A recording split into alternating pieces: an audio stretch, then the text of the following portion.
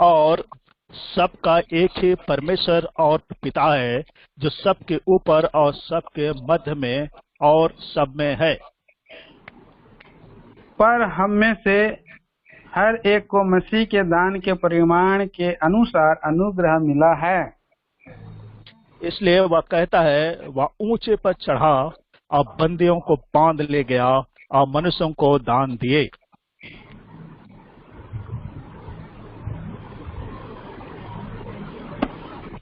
Yes uncle, completed. Shall we pray? आइए प्रार्थना करेंगे। Our most gracious and merciful God, महान और अति दयालु परमेश्वर, Lord of Lords and the King of Kings, राजाओं का राजा, प्रभुओं का प्रभु, the Almighty God who created all things which we see, we cannot see. प्रभु महान परमेश्वर सर्वशक्तिमान, देखी और अनदेखी समस्त वस्तुओं को आपने सृजा है। हम धन्यवाद करते हैं। We thank you for the great and marvelous love towards us by sending Lord Jesus Christ as an atonement for our sins. प्रभु आपके महान और अद्भुत प्रेम के लिए हम धन्यवाद देते हैं, जो आपने हमारे प्रायश्चित के लिए अपने प्रिय पुत्र को भेज दिया है। हम धन्यवाद देते हैं। Thank you for the redemption, forgiveness of sin we received through the blood of Jesus Christ. प्रभु आपके छुटकारा के लिए प्रभु यीशु मसीह के द्वारा हमें प्राप्त हुआ, हम इसके लिए धन्यवाद देते हैं। You have written our names in the book of life and escaped us from hellfire. प्रभु आपने हमारे नाम को जीवन के पुस्तक में लिख दिया और आपने हमें अनंत नरक से, दंड से बचा लिया। हम धन्यवाद देते हैं। You have made us sit together in heavenly places in Christ Jesus. प्रभु परमेश्वर, हम धन्यवाद देते हैं कि हमें आप मसीह के स्वर्गीय स्थानों में एक साथ बैठाया है। धन्यवाद देते हैं। Father Lord, we thank you the word of preparing us upon this earth in the church for the eternal glory. प्रभु हम धन्यवाद देते हैं, इससे पृथ्वी पर आपके अनंत महिमा के लिए हमें आप तैयार करते जा रहे हैं। इसके लिए धन्यवाद देते हैं। Father Lord, we thank you for the provision made this evening to come around the feet and study the living word. प्रभु इस सुंदर प्रबंध के लिए जो आपके और प्रेम प्रभु जी पांव तले हमें बैठने का अवसर दिया है, इसके लिए हम धन्यवाद देते हैं। Lord, today we would like to meditate from the 4th chapter of book of Ephesians. प्रभु इस हम इफिसियों के 4थे अध्याय को आज समय हम ध्यान करते हैं पर हैं। प्रभु आप धन्यवाद, आप सहायता करें। Lord, this time we remember our dear ones, those who are suffering due to various sickness and also COVID. प्रभु इस समय हम प्रार्थना करते हैं जो हमारे प्रिय लोग अनेक बीमारियों में और कोविड-19 में प्रेमी प्रभु जी हैं, उन पर आप दया करें। Lord, we beseech thee that thou touch them and heal them. प्रभु आपसे हम निवेदन करते हैं, उन्हें छुए और स्पर्श करे, चंगाई दें। As we meditate the word, the unction be given from above. प्रभु आपका वचन को ध्यान करने के लिए स्वर्ग से आप ही हमें सहायता करें। It's not that we are sufficient for ourselves, but our sufficiency is of thee. प्रभु हम में कोई योग्यता नहीं है, केवल आप ही हमें योग करते हैं। इसके लिए आप ही सहायता करें, प्रार्थना करते हैं। We claim the anointing of the Holy Spirit. प्रभु जी हम पवित्र आत्मा के अभिषेक को हम दावा मानते हैं। Every seen unseen works of the enemy by faith we rebuke and bind in your name. प्रभु जी देखी अनदेखी समस्त शक्तियों को प्रभु के नाम में हम बांध देते हैं। Make our time very edifying and joyful. प्रभु ये हमारे लिए बढ़ती और आनंददायी समय हो सके। Pray thanksgiving the precious name of our Lord and Savior Jesus Christ. प्रभु जी सब प्रार्थना को मसीह यीशु के अति ऊंचे नाम में मांगते हैं। Amen. आमीन। These days we are meditating from the book of Ephesians. इन दिनों में हम इफिसियों के पुस्तक को ध्यान कर रहे हैं। Yeah. The first 3 chapters we have seen our position, our riches in Christ Jesus. हम 3 अध्याय में हमारे स्थान और हमारा और उद्धार को और इस तरह से हम देखे हैं प्रभु मसीह में। Yeah, in this first three chapters, Apostle Paul is explaining about the doctrine and our riches in Christ Jesus. इस पहले 3 अध्याय में प्रभु मसीह के सिद्धांत को और मसीह की में हमें जो है और अगम्य धन को और हम देख पाए हैं। Then the coming 3 chapters, 4, 5 and 6, and he explains our duty and our responsibilities in Christ Jesus. और अगले 3 अध्याय 4, 5 और 6 में हमारा जो और कर्तव्य है और जिस कर्तव्य को हम कैसे करेंगे इस हमारे काम को बताया गया है। The key word in the last 3 chapters of the book is about to walk. जो पिछले अगले 3 भाग जो है जो उसका मुख्य चाबी जो है केंद्र वचन है वो चलने के विषय में, चाल के विषय में है। Like Ephesians chapter 4 verse 1. और इस उदाहरण स्वरूप 4 अध्याय का 1 पद में हम पढ़ते हैं and verse 17. और उसके 17 पद में हम पढ़ते हैं। Then chapter 5 verse 2. और उसके बाद 5 अध्याय का 2 पद में पढ़ते हैं। Then 8 and 15. उसके बाद 8 और 15 पद में हम पढ़ते हैं। All these references say about our walk. और इन सभी और रेफरेंस में हमें जो है कि चाल के विषय में कहता है। So here we are told about first walk in unity. और यहाँ पहला कहता है और एकता में चलने के लिए कहता है। Then second is walk in purity.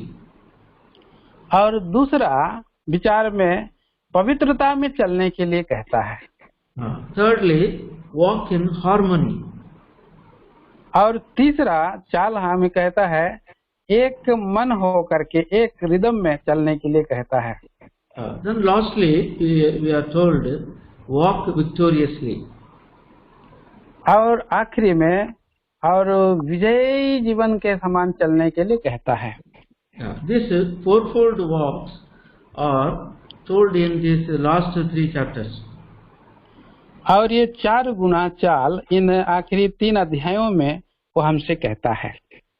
So now here we are told in the first chapter our wealth. और ये पहला अध्याय में हमारे और धनढ़ के विषय में कहता है, भरपूरी के विषय में। Chapter 1 we are told called by grace to belong to his body. और पहला पद में कहता है उस और बुलाहट के जो उसके देह में है उसके योग चलने के लिए कहता है। Then chapter 4 verses 1 to 16 we are told walk worthy of your calling, the unity of the body. और 4 अध्याय के 1 पद से पढ़ते हैं कि हम एकता में चलने के लिए और बातें करता है। Then secondly we are raised from the dead, chapter 2 1 to 10. और हम मरे हुए में से जी उठे हैं और 2 अध्याय का 1 से 10 पद में इस विषय को कहता है। Then our walk is put off the grave clothes, chapter 4 17. और 4 अध्याय का 17 पद में वो कहता है और हमारे देह के और पुराने जीवन को बदल डालने के लिए कहता है। Walk in purity. वो पवित्रता में चलने के लिए कहता है। Then we are reconciled, chapter 2 11 to 22 we are told our wealth is we are reconciled. और 2 अध्याय में हमारा जो धन है वो उसने याद स्मरण किया है, इस बात को कहता है। We are reconciled with the children of Abraham by the death of Jesus Christ on the cross. Kalvari के क्रूस के ऊपर में प्रभु यीशु मसीह के मारे जाने के द्वारा हम परमेश्वर अब्राहम के संतान के रूप में हमें पहचाने गए, इस बात को कहता है। We are reconciled with God the Father through the blood of His Son Jesus Christ. और प्रभु यीशु मसीह के और लहू के द्वारा हम पिता परमेश्वर के संतान होने के लिए और रखे गए, इस बात को कहता है। So we have to walk in harmony. और उसके बाद हम देखते हैं कि एकता, मन की एकता में चलने के विषय में कहता है। Then fourthly, our wealth is Christ's victory over Satan is the mystery. और चौथा, हमारा प्रभु यीशु मसीह शैतान के ऊपर में जय पाने के विषय में बातें करता है। Chapter 3 we are told the mystery is that Satan is defeated, Christ won the victory. और तीसरा अध्याय में कहता है कि जो और विजय है, ये एक अद्भुत है जो शैतान के ऊपर में विजय करता है, इस बात को बतलाया है। ये एक भेद है। Yeah, that's what we walk in victory. Chapter 6, 10 to 24. और इसलिए ये 6 अध्याय में और 10 से और 20 पद तक हम देखते हैं कि वो जीवंत जीवन के चाल के विषय में कहता है। Oh, what a wonderful thought he brings for our Christian life. और ये कितना अद्भुत और काम है जो हमारे मसीही जीवन में लेकर के आया है। Yeah. The walk in unity. और पवित्र एक मन की एकता में चलने के लिए, Walk in purity. पवित्रता में चलने के लिए, Walk in harmony. और मन की एकताई से चलने के लिए, And walk in victory. और विजयी जीवन चलने के लिए। Yeah. We will see the fourth one. I therefore, Father of the Lord, beseech you that ye walk worthy of the vocation wherewith ye are called. और इसलिए एक पद में कहता है कि मैं तुमसे इसलिए मैं जो प्रभु में बंदी हूँ तुमसे विनती करता हूँ कि जिस बुलाहट से तुम बुलाए गए थे उसके योग्य चाल चलो। So our vocation is to live in unity. और हमारा जो और एक स्थान है, हम एकता में चलने के लिए कहता है। We are united, we are victorious. हम एकता में रहेंगे तो हम विजय जीवन जिएंगे। If we are divided, we will be defeated. अगर हम अलग अलग रहेंगे और तो हम हारे हुए जीवन में रहेंगे। Lord Jesus Christ in his intercessory prayer in John's Gospel chapter 17, he prayed for the unity of the disciples. और यूहन्ना सुसमाचार 17 अध्याय के 4 पद में वो अपने चेलों को एकता में रहने के लिए प्रार्थना करते हैं। Chapter 17, John's Gospel, verse 11. और यूहन्ना सुसमाचार 17 अध्याय का 11 पद में, मैं अब जगत में ना रहूंगा परंतु ये जगत में रहेंगे और मैं तेरे पास आता हूँ। हे पवित्र पिता, अपने उस नाम से जो तूने मुझे दिया है उसकी रक्षा कर कि हमारे समान एक हों। How I and the Father are one, so also the disciple be one. जिस तरह से मैं और पिता एक हैं वैसे ही और ये चेले भी एक हों कहता है। Satan always bring division in the church and he want to rule and bring defeat among the believers. शैतान हमेशा और भाइयों के बीच में एक प्रकार का अलगाव को लेकर के आता है, फूट को लेकर के आता है, ताकि शैतान और कलीसिया में एक पराजय जीवन को लेकर के आए। Then we lose our peace. तब हमारा शांति मेल मिलाप चली जाती है।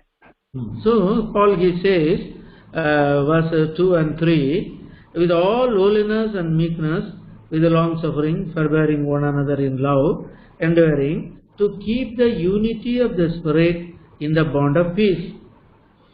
और पौलुस कहता है अर्थात सारी दीनता और नम्रता सहित 2 और 3 पद में धीरज धरकर प्रेम से एक दूसरे की सह लो और मेल के बंधन में आत्मा की एकता रखने का यत्न करो. So, first thing we were told, with all lowliness and lowliness. First we see lowliness. और पहला विचार बात देखते हैं और सारी दीनता. If you want to keep the unity, we must have lowliness of mind. अगर हमें और एकता जीवन में जीना है तो पहला काम है दीनता बनना है, दीन बनना है. Yeah, lowliness is seen in Jesus Christ. और हम मसीह यीशु में ये दीनता को देखते हैं. So in Matthew's Gospel chapter 11, we are told the Lord said, "I am lowly and meek." और मत्ती सुसमाचार 11 अध्याय में प्रभु यीशु मसीह कहते हैं और मैं दीन हूँ. Verse 29. उसके 29 पद में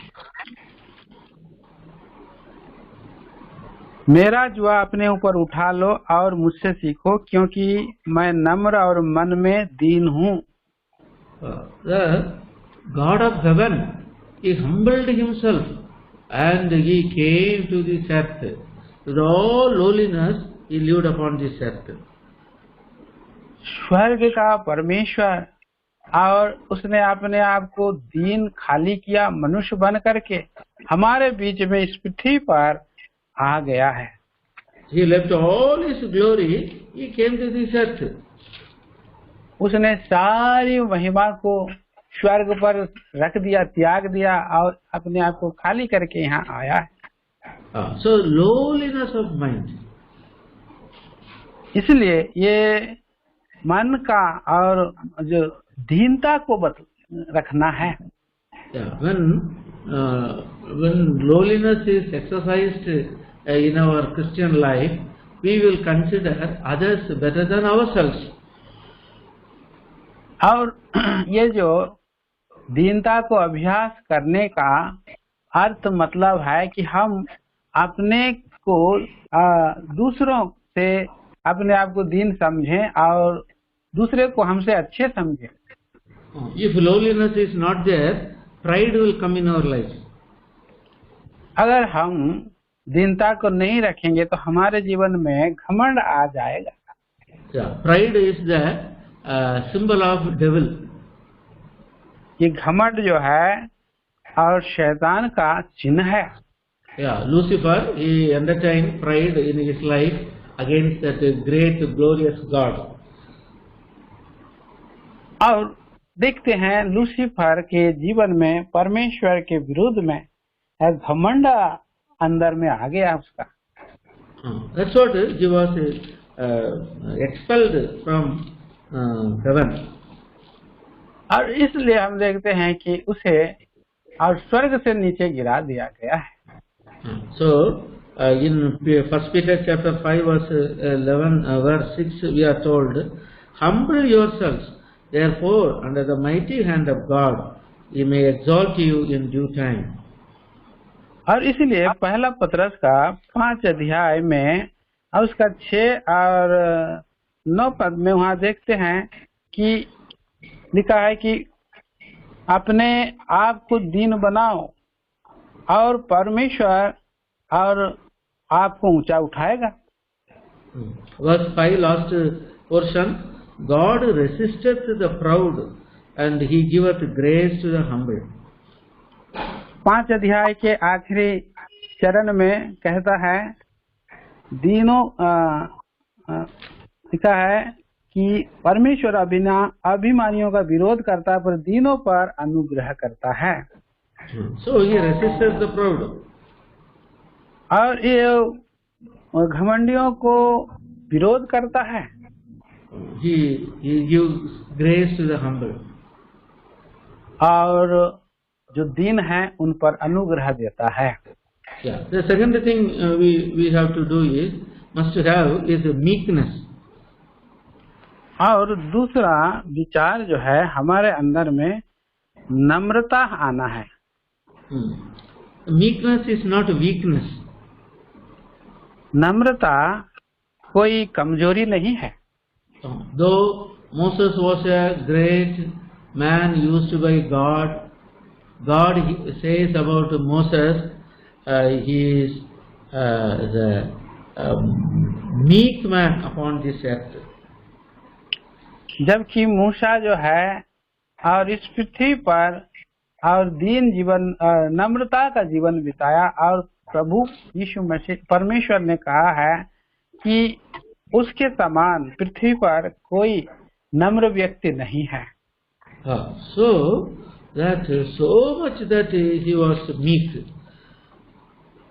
और वो बहुत ही ज्यादा नम्र व्यक्ति था। Numbers chapter 12 verse 3. देखिए, और गिनतियों की 12 अध्याय और 3 पद में हम पढ़ते हैं।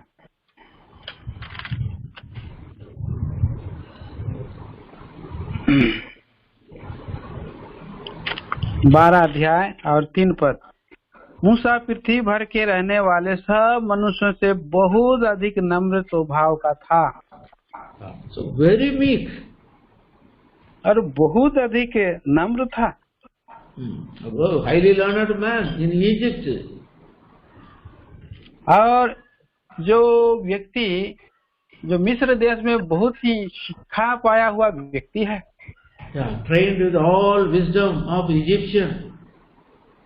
और जो मिस्रियों के सारे विधियों सारे ज्ञान को सीखा हुआ था। When he came in the hand of God, God used him mightily for the deliverance of children of Israel. और जब वो परमेश्वर के हाथ के नीचे में आया तो परमेश्वर ने उसे अद्भुत रीति से इस्राएली लोगों के लिए और उसको इस्तेमाल किया है। He gave the commandments to the children of Israel from God. और मूसा जो है और इस्राएली लोगों के लिए परमेश्वर के द्वारा परमेश्वर से उसने जो आज्ञाओं को लेकर आया है। Law was given and the pattern of the tabernacle was given through Moses. और आज्ञाओं को नियमों को दिया गया है और मिलाप वाला तंबू मूसा के द्वारा दिया गया है। Yet he was meek. इतना कि वो इतना दीन है, इतना नम्र हुआ है। We must have that meekness in our lives. और हमारे अंदर में भी वो नम्रता आनी है।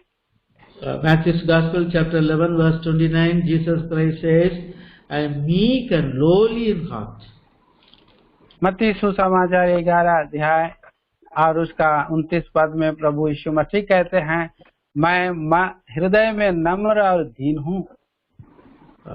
Then thirdly, we must have long suffering. और तीसरा हम विचार देखते हैं इफिसी 4 अध्याय में, और धीरज देखते हैं। धीरज, Long suffering means ability to endure discomfort without fighting back. और धीरज का मतलब है जो हमारे विरोध में जो लड़ते हैं और उनके सामना करने के लिए अपने आप को धीरज में बनाए रखना है। Then again we are told about forbearing one another in love. और हम इस बात को देखते हैं कि धीरज धर का प्रेम में एक दूसरे की सहलो। 1 Corinthians chapter 13 verse 4 we are told, love suffereth long and is kind. और पहला कुरिन्थी 13 अध्याय में हम 4 पद में देखते हैं, प्रेम धीरजवंत है कहता है। So when we have these qualities, the fruit of the spirit like experience, we will be in oneness of mind we will have. और ये सारी गुणवत्ता जब आत्मा में हमारे अंदर में आए तो हम सभी एकता में एक मन में रह सकते हैं. Then we find, we are told the grounds of our unity. और हमारे आधार जो है एकता का हमारा आधार पर जाता है. Here in verses 4 to 6 we are told 1. और यहाँ 4 का 2, 4 और 6 में एक लिखा हुआ एक है. Yeah. Verse 4 says, there is one body and one spirit, and as you are called in one hope of your calling. और 4 में कहता है, एक ही देह और एक ही आत्मा, जैसे तुम जो बुलाए गए थे, अपने बुलाए जाने से एक ही आशा है. Then again we are told, we are one Lord, one faith, one baptism. और उसके बाद कहता है, एक ही प्रभु है, एक ही विश्वास, एक ही बपतिस्मा. Then one God and Father of all. और तब कहता है, सबका एक ही परमेश्वर और पिता है. So all these things are one, and there is one body. That means one church, one universal. Locally we are separated, but we are one because we are purchased by the blood of Jesus Christ. और इस रीति से हम देखते हैं कि ये सब बातें हम एक देह में हैं, और हम मसीह यीशु में एक देह होने के कारण एक देह होने के लिए हम अलग किए गए लोग हैं. So in 16 verse 16 he says, and in whom the whole body fitly joined together and compacted by that which is every joint supplieth according the effectual working of the measure the parts make the increase of the body, edifying itself in love. और 16 पद में कहता है, जिससे सारी देह हर एक जोड़ की सहायता से एक साथ मिलकर और एक साथ गठकर उस प्रभाव के अनुसार जो हर एक अंग के ठीक ठीक कार्य करने के द्वारा उसमें होता है, अपने आप को बढ़ाती है कि वह प्रेम में उन्नति करती जाए. So the oneness is very much essential in our Christian life to walk victoriously. तो ये जो एक होना, एकता होना, ये बहुत ही आवश्यक बात है हमारा जीवंत मसीही जीवन के लिए. Verse 7 says, but unto every one of us given grace according to the measure of the gift of Christ. और ये 7 पद में कहता है, पर हम में से हर एक को मसीह के दान का परिमाण के अनुसार अनुग्रह मिला है. So Jesus Christ, he has given us grace in our lives that we may be one. तो हमें प्रभु यीशु मसीह के द्वारा एक होने के लिए और अनुग्रह हमको मिलता है. That's what verse 11 we are told. He gave some apostles, some prophets, some evangelists, some pastors and teachers. और इसलिए 11 पद में यहाँ कहता है कि उसने तो कुछ को प्रेरित और नियुक्त करके, और कुछ को भविष्यवक्ता नियुक्त करके, और कुछ को सुसमाचार सुनाने वाला नियुक्त करके, और कुछ को रखवाले और उपदेशक नियुक्त करके दे दिया है.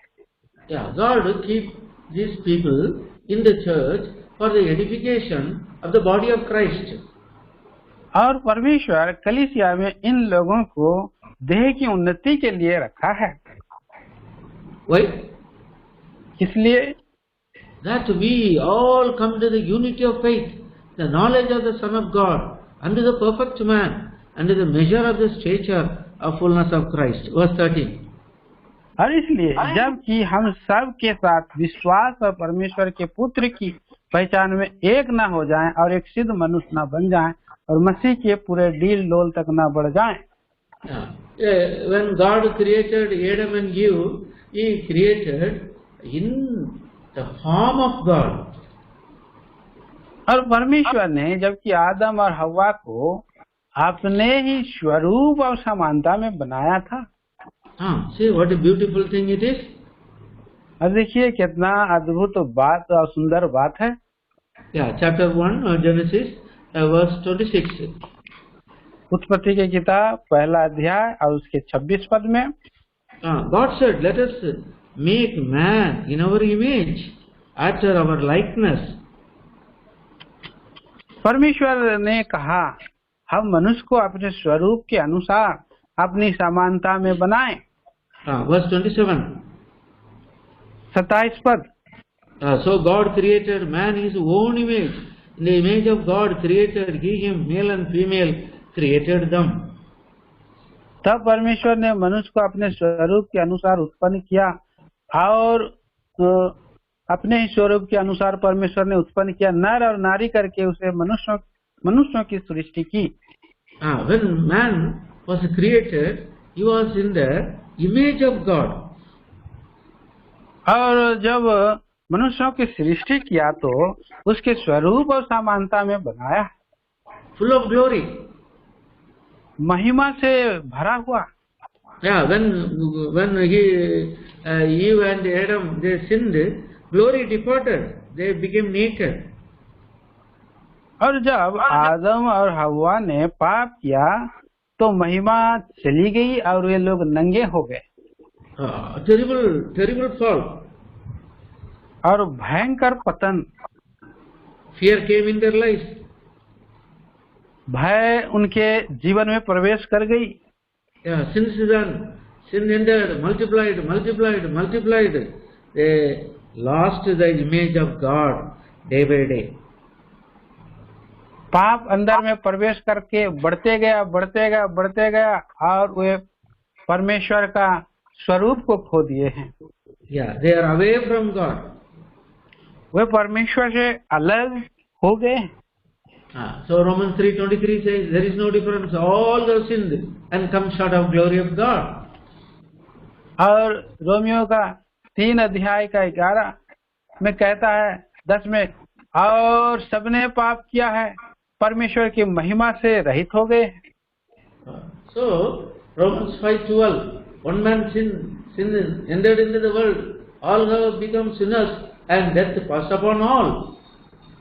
और रोमियो का 5 अध्याय का और 11 पद में सबने पाप किए, एक मनुष्य के पाप करने सभी पापी हो गए हैं। That's what Jesus Christ, the Son of God, he came to this earth and died for our sins and gave us eternal life. और इसके कारण प्रभु यीशु मसीह को इस जगत में आना पड़ा और हमारे लिए अपने आप को दे दिया और हमें और छुटकारा देने के लिए है। Day by day, working in our lives, that we may come to the fullness and measure and stature of Christ. और दिन प्रतिदिन के जीवन में हमारे जीवन में उद्धार का काम करके हमें अपने मनुष्य परमेश्वर के स्वभाव और उसके नक्शे दिल डोल में बढ़ाना चाह रहा है। When God created, we are created in the form of God. That Jesus Christ wants to give that in our lives. जबकि परमेश्वर के स्वरूप में मनुष्य को बनाया गया और उसके पतन के कारण प्रभु यीशु मसीह हमारे लिए इस पृथ्वी पर आगे आना पड़ा है। That's what we are brought into the church. We have teachers, we have preachers, we have pastors. All are working in our lives through the word of God, through the Holy Spirit, by the efficacy of the blood. You are day by day cleansed, washed, molded and shapen. और इसलिए प्रभु ने हमें कलीसिया में ले करके आया कि प्रभु अपने और जितने सारे दास भविष्यवक्ताओं के द्वारा और प्रभु का वचन के द्वारा, पवित्र आत्मा के द्वारा, पवित्र लहू के द्वारा और हमें धो करके शुद्ध पवित्र करके और हमें प्रभु के डील डोल में बढ़ाने के लिए वो चाहता है। Day by day, our inner man is changed, our old nature is changed, and day by day we are transformed under the fullness and measure of Lord Jesus Christ. और रोज प्रतिरोज हमारे जीवन में, हमारे स्वभाव में, हमारे जीवन को परिवर्तन करते हुए प्रभु के वचन के द्वारा अंश और इस रीति से बढ़ते जाने के लिए प्रभु के दिल डोल के में प्रभु चाहता है। Yeah, when Christ comes again, और जब प्रभु यीशु मसीह दोबारा आएंगे, that time we will be changed, physical, bodily changed. We shall be like Him, full of glory. और उस समय हमारा ये शारीरिक देह और बदल जाएगा और हम भी प्रभु के स्वरूप और समानता में होंगे। 1 John chapter 3 verse 3 verse पहला यूहन्ना की पत्री 3 अध्याय और 3 पद, verse 2 you read. और 2 पद से हम पढ़ेंगे।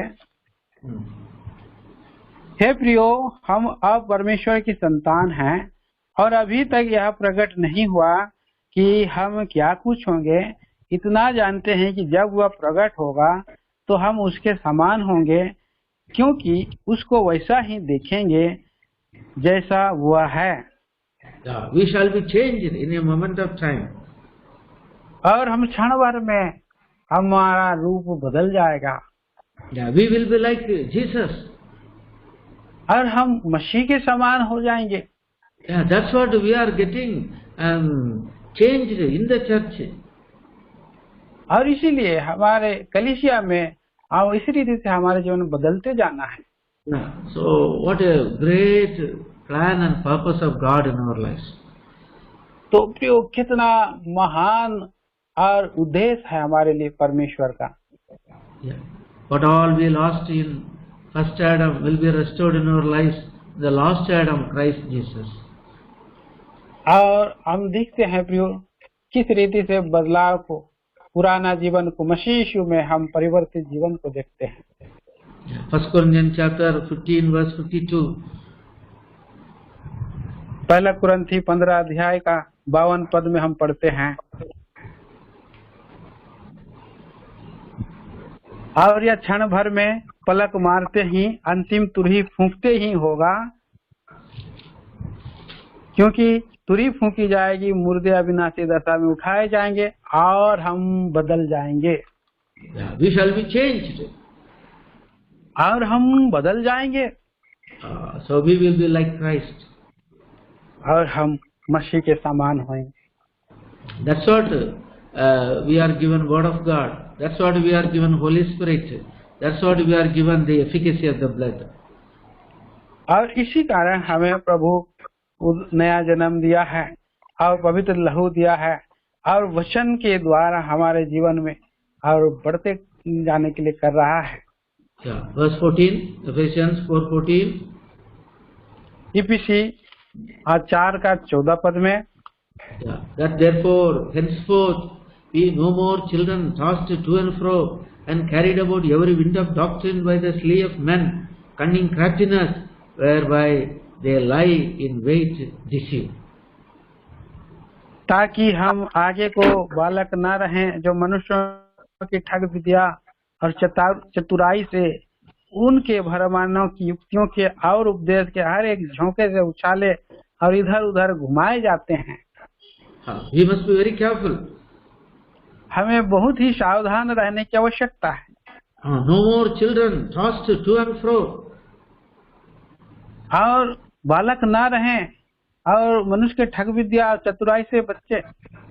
Various doctrine, various principles are coming in Christianity to deviate the people.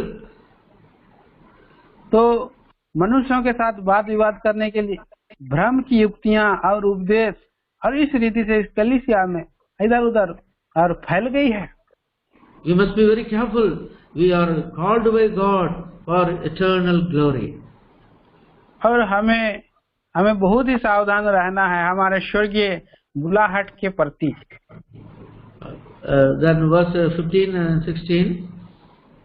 उसके बाद 15 और 16 पद को पढ़ते हैं। Please read.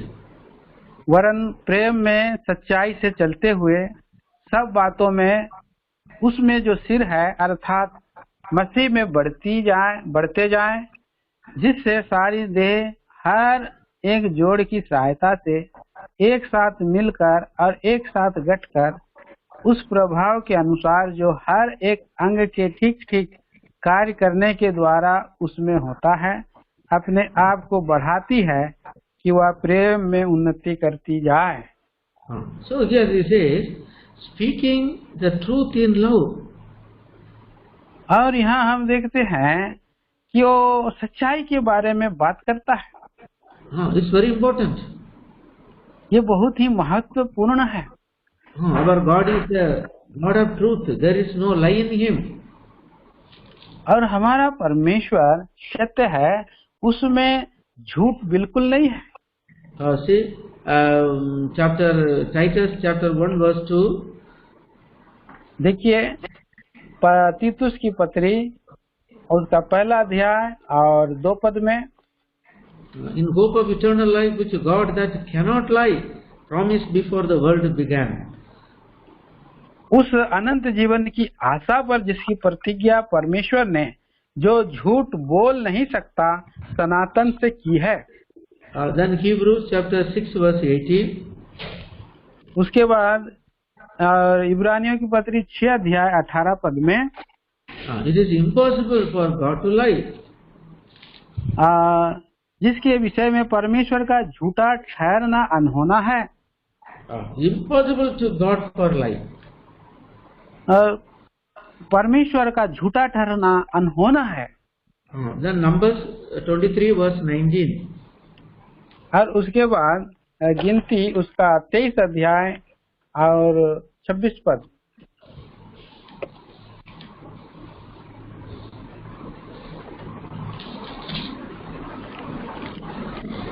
God is not a man that he should lie. परमेश्वर मनुष्य नहीं है कि वो झूठ बोले। God cannot lie. परमेश्वर झूठ नहीं बोलता है। Then who is our God? तो हमारा परमेश्वर कौन है? He is a God of truth. वो सत्य का परमेश्वर है। God of truth. वो सच्चाई का परमेश्वर है। Exodus chapter 34 verse 6. और निर्गमन 34 अध्याय 6 पद। The Lord is abundant in goodness and truth. और परमेश्वर के पास और भूतायत का सच्चाई है। So as children of God, we must speak truth in love. और हम परमेश्वर के बच्चे होते हुए प्रेम में सच्ची बातों को बोलें। Then we grow. Christ is the head, and we are all body jointly fit together. और तब हम और सारी देह में हम मसीह यीशु जो सिर है उसमें हम बढ़ते जाएंगे। Look at our body. We have a head, and all the parts of the body. We have hands, and we have legs. Then we have our trunk there, inside heart, lungs, then stomach, intestines. All we cannot separate anything from this body. तो इस रीति से हम देखते हैं प्रियो, हमारा इस देह को और हम सिर को देखते हैं, हाथ और पांव और उसके आंख, नाक और अंदर के भाग के उसके हृदय, छाती, फेफड़ा सब कुछ देखते हैं प्रियो। कितना अद्भुत है, और हम इसको अलग नहीं रख सकते हैं। If you have a scooter, we can remove one part and keep it outside. Then again we put it inside. हम इस स्कूटर को देखते हैं, एक भाग को हम अलग रख देते हैं, फिर उसको हम जोड़ देते हैं। But in our body we cannot detach. If we take one part and keep it there, and we cannot attach again. तो हमारा देह के विषय में ऐसा नहीं है। उसको एक हाथ को अगर किसी वस्तु को यहाँ से अलग कर देंगे और उसके बाद जोड़ देंगे, ऐसा नहीं है। Even you put also, that will be vangra tangra. That means it will not be same. It will be crooked. और वो ऐसा करते हैं तो ये एक और बुरी बात, भयंकर बात हो सकती है। ऐसा नहीं हो सकता है। We cannot separate it because it is fitly joined, fitly together, compact together. और ये एक अद्भुत बात है कि ये एक साथ जुड़ा हुआ है, सटा हुआ है, इसे हम अलग नहीं कर सकते हैं। Full of veins passing through, carrying blood, and all nerves carrying messages. Oh, everything is compact under the head. और पूरी रीति से सिर से जुड़ा हुआ और नसों को, उसके मज्जा को, ये सब हम देखते हैं किस रीति से वे अपने लहू को एक कोने से दूसरे कोने तक और प्रवाहित करते रहते हैं।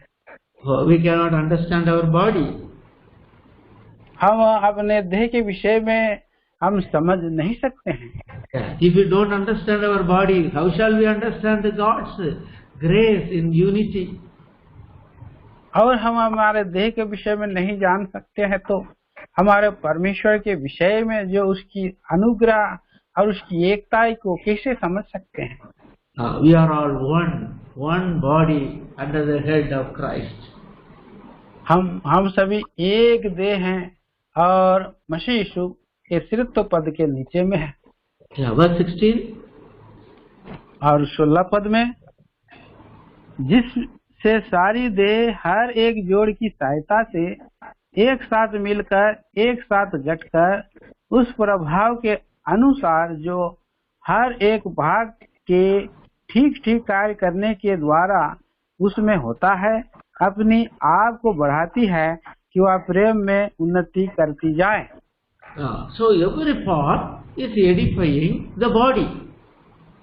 और हरेक भाग अंग का वो प्रभु के और जुड़ाव में है। The body is the Christ, the church.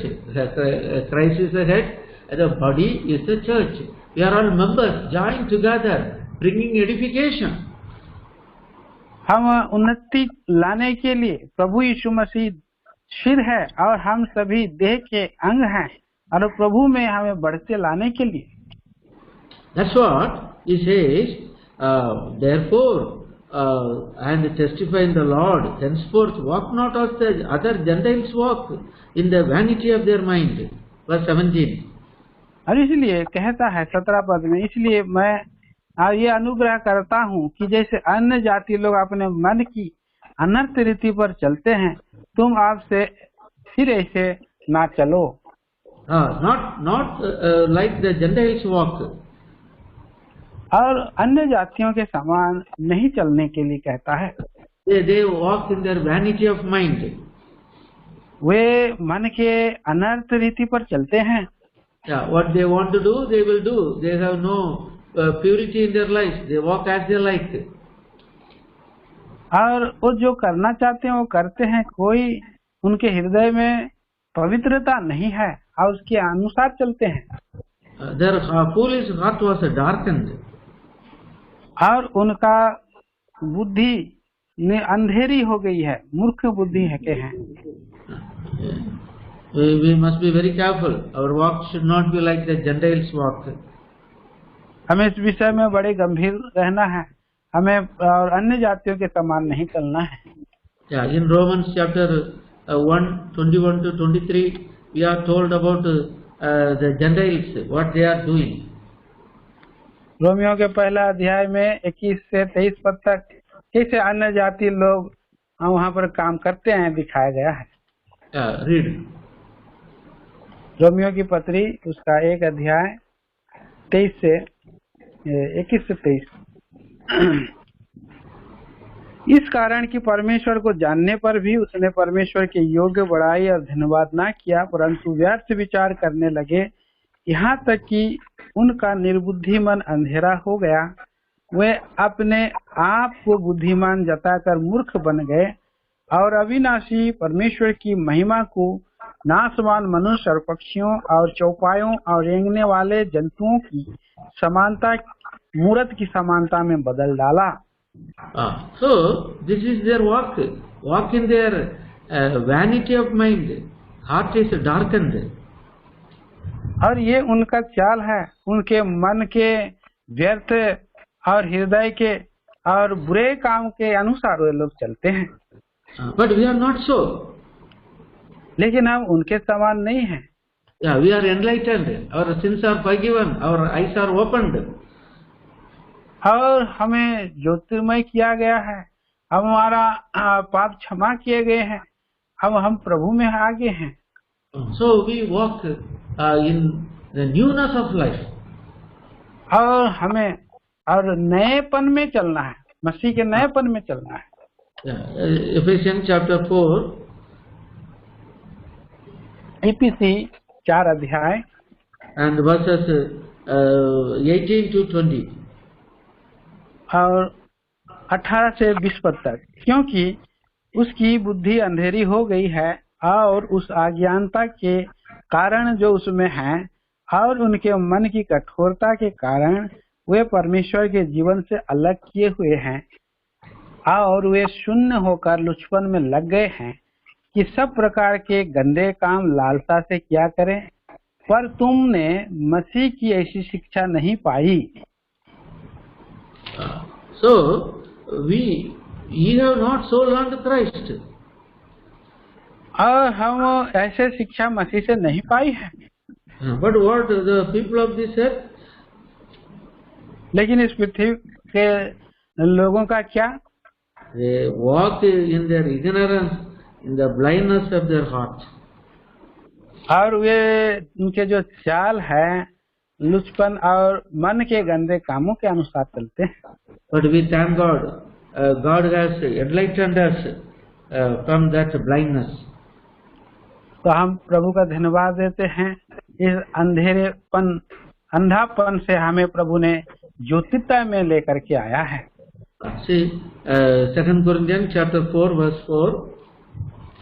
देखिए 2 कुरिन्थी 4 अध्याय और 4 पद में पढ़ते हैं, God of the world blinded the minds of them who believe not. और उन अविश्वासियों के लिए जिनकी बुद्धि इस संसार के ईश्वर ने अंधी कर दी है, ताकि मसीह की परमेश्वर के प्रतिरूप है उसके तेजोमय का प्रकाश उन पर ना चमके। So we have learned of Christ, walk like Christ. हम मसीह में शिक्षा पाए हैं कि मसीह के समान हम चलें। Verse 21. और 21 पद में, वरन तुमने सचमुच उसी की सुनी और जैसा यीशु में सत्य है उसी में सिखाए भी गए। Put off concerning the former conversation, the old man, corrupt according to the deceitful lust. Verse 22. फिर तुम पिछले चाल चलन के पुराने मनुष्यत्व को जो भरमाने वाली अभिलाषाओं के अनुसार भ्रष्ट होता जाता है उस उतार डालो। 22 पद। Old man we must throw out in our lives. पुराना मनुष्य हमारे जीवन से निकाल फेंकना है। Verse 23. और 23 पद में, Renewed in the spirit of your mind, you put on the new man, which is after God is created, righteousness and true holiness. और अपने मन के आत्मिक स्वभाव में नए बनते जाना है। Oh, what a wonderful thing it is. ओ कितना ये अद्भुत बात है। Yeah, put off the former manner of conversation and put on the new man. Verse 24. पुराने मनुष्यत्व को उतार डालना है और 24 पद में नए मनुष्यत्व को पहन लेना है। So then day by day we will be transformed into the fullness and the measure and stature of Jesus Christ. तभी हम और परमेश्वर के और प्रभु यीशु मसीह के डील डोल में स्वभाव में हम बदलते चले जाएंगे। God willing, we will continue our study next week. प्रभु की इच्छा है तो अगले सप्ताह हम आगे को हम ध्यान करेंगे। Our living and loving Father, हमारे प्रेमी जीवित परमेश्वर पिता, we thank you and praise you for the meditation of the word from book of Ephesians chapter 4. प्रभु जी हम धन्यवाद देते हैं इफिसियों के 4थे अध्याय इसके द्वारा से अब हमसे बात किया है। Thank you for speaking to us in various ways about our oneness of mind and walk in unity. प्रभु विभिन्न पदों के द्वारा आपने हमसे प्रभु जी और मन और आत्मा की एकता के विषय में और आपने हमसे बातें किया है, हम धन्यवाद देते हैं। Lord, we thank you for the great love you have allowed us, send thy Son Jesus Christ to die for our sins. प्रभु हम धन्यवाद देते हैं आपके महान प्रेम के लिए, प्रभु जो हमारे लिए इस संसार में आए, हमारे लिए और मर गए हैं और जी उठे, धन्यवाद देते हैं। Not only that, you want us, we all must come into the fullness of Christ. और इतना ही नहीं, आप चाहते हैं प्रभु कि हम मसीह के डील डोल में बढ़ते चले जाएं। In his nature, measure and stature. उसके स्वभाव और समानता में, उसके डील डोल में बढ़ते चले जाएं। Lord, help us to obey thy word and help us to surrender ourselves unto thee. प्रभु आप हमें तैयार करें, हमें हम समर्पित हो सके, हमारे लिए आप सहायता कर दीजिए, प्रार्थना करते हैं। Prepare us for thy coming. प्रभु जी आपके आगमन के लिए हमें तैयार करें। Pray with thanksgiving the precious and the matchless name of our Lord and Savior Jesus Christ. प्रभु सब कुछ आपके हाथों में सौंपते आदर महिमा देकर प्रार्थना प्रभु यीशु मसीह के नाम में मांगते हैं। Amen.